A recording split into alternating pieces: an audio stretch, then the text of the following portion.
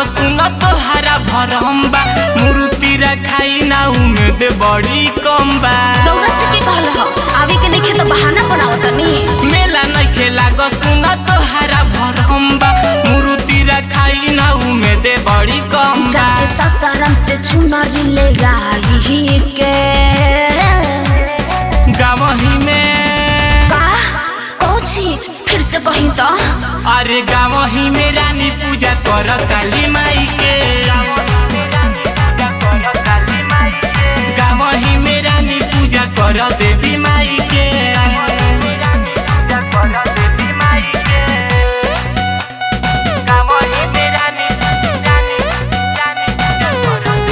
Music by Ravinder Mehta.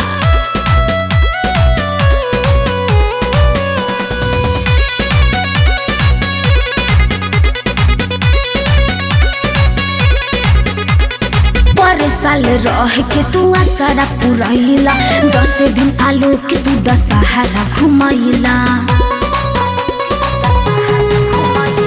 पर साल रह के तू आसारा पुरैला 10 दिन आलो के जी दशहरा घुमैला। पूजा करम शशि कुंदन के बोलाई के